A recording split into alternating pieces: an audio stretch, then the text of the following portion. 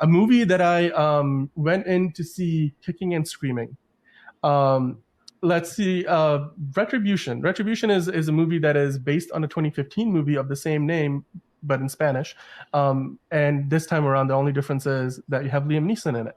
And what feels like, at least if you go by the reviews, a far inferior script, although the premise is mostly the same.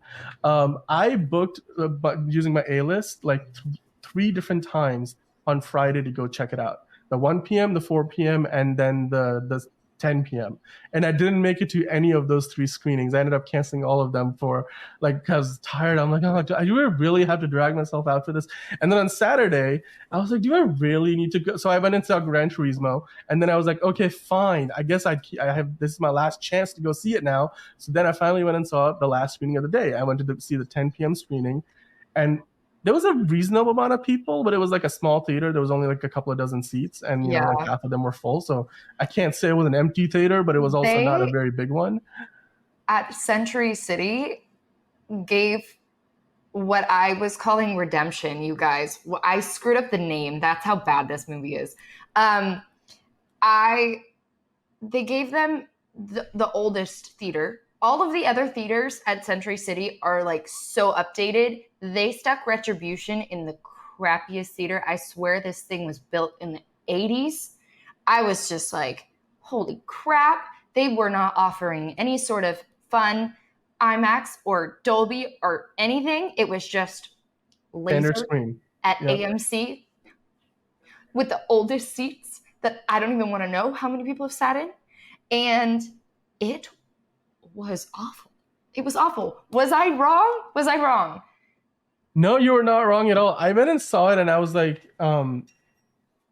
despite the fact that the trailer did not look very inspiring, and despite the fact that when you look at the description of this movie and you look at the reviews for this movie, there wasn't really a lot of hope behind, not a lot of expectations to be had. But I still went into the movie, put my expectation off to the side, and I said, you know what? Let's give this thing a fair shot. Maybe it will be a good movie. And then the story starts in the most cliched way imaginable, because we have all seen that movie where it starts out, a couple's fighting and things are not going well. Literally, the girl, like there was a woman, like a couple sitting next to me, and she was really into the movie. She was like loud the whole time, and she was calling like stuff that was gonna happen like 2 scenes later, and she was like, "Oh no, she's definitely gonna divorce him," and like then. Liam Neeson's wife leaves the house, and of course the kids are all doing their own thing. You got the bratty teenager and the young dog, like all the cliches you can possibly imagine. And then lo and behold, like 5 scenes later, he calls up his wife when the whole bomb thing is going on, and his wife is at the divorce lawyer. So it was like the cliches just kept on coming. Yep. And the movie just like, you were calling it redemption. I just don't think this movie has any redeeming qualities. So, because especially then when you see the big villain twist at the end, and it's really bad. I was like, I just really? Even the acting was like really cringy. The script was bad. The script was so awful. Like I don't get it. And some of the people in the movie theater seem to really like this movie, but I actually dragged a friend with me because I didn't want to go see it. And I look over at him and I burst out laughing at 2 to 3 different points, and he followed suit because it was that bad, you guys. Like the movie was just, it is the biggest Liam Neeson trope movie I have ever seen. It's literally like Taken 11 or 12. It's not, but it doesn't live up to it. You know how like Fast X has like 10 movies? No, no. This Taken 11 should have ended at Taken 2, if not Taken 1. Well, I think he stopped doing the Taken movies, but the producers were like, well, that formula clearly works to some whatever degree. Not anymore. And it's so done. Since then, it's like whether they call it different names, but really what you're watching is Taken. It's like Taken on wheels, Taken on a plane, Taken on a train, and like stuff like that. Taken in a car. Taken in a car. Yeah. Taken somewhere else. Take me out of this movie else, theater.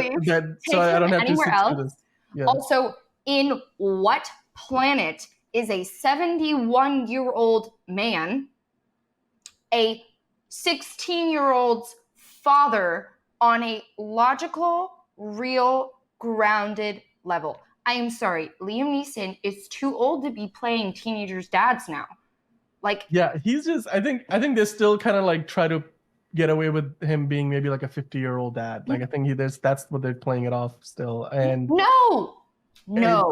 it doesn't. No. Yeah, it's hard to believe, but like to me, that wasn't even like the worst part of the movie. The worst part of the movie was the fact that this whole because I went and did some research on the 2015 the Spanish movie, and like there's not that many reviews, but like every review that you do see, It's it's way like better. this is great social commentary on the political system and the finance system and everything.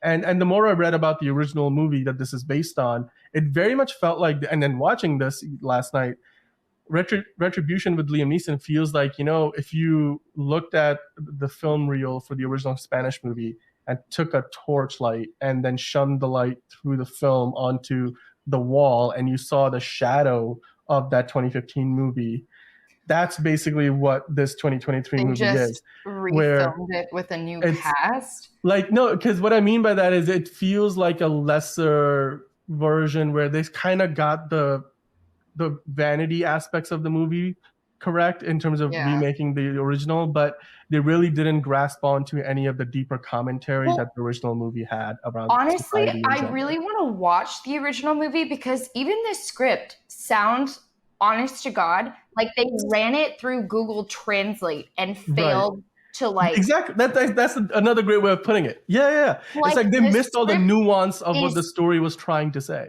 Oh my gosh. Like, when you're like trying to look something up in a foreign country and you're like, you show it to people and they're laughing because they're like, that's not what you mean. Oh, that's what this felt like. Like, it felt like nobody came on deck to ensure that the storyline had any sort of grounding, any sort of commentary. It just was bad.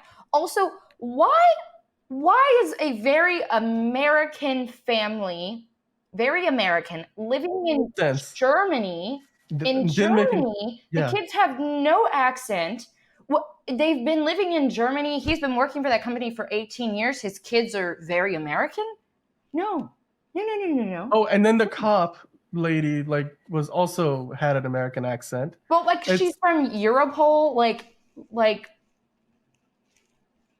which still, but it was the weirdest. And then the his partner, who, spoiler alert, ends up being the villain at the end, didn't have an.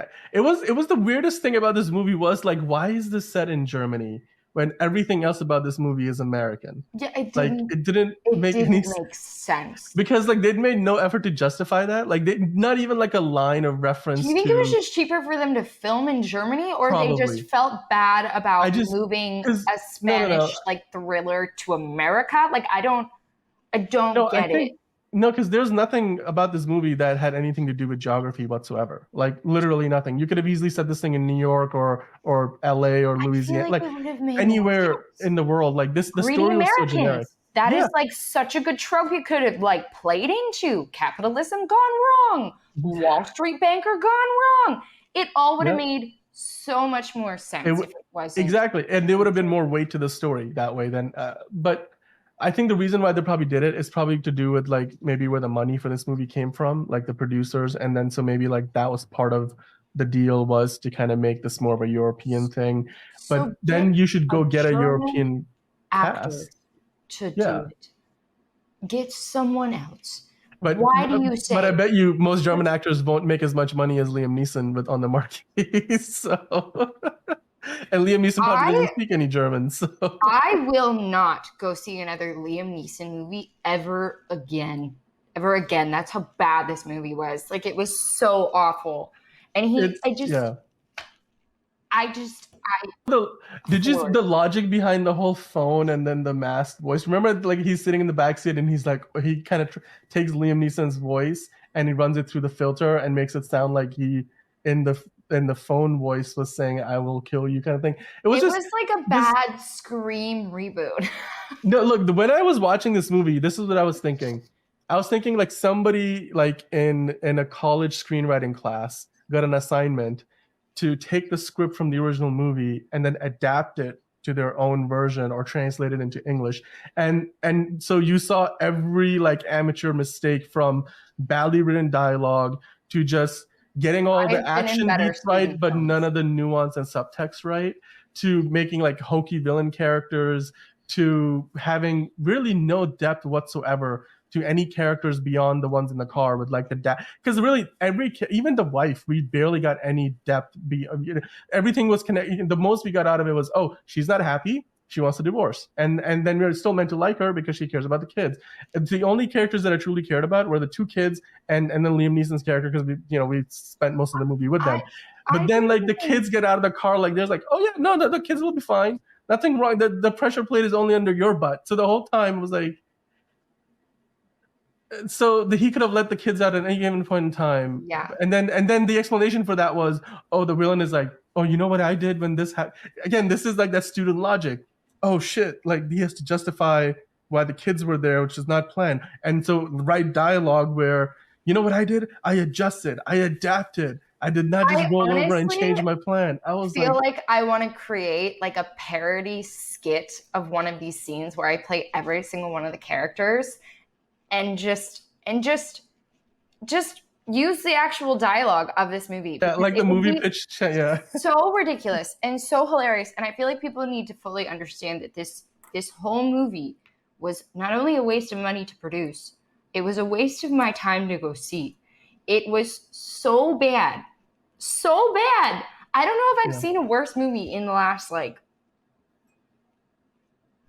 honestly, I don't. And even the way that like the car kind of like he's like, okay, this is what a desperate man does.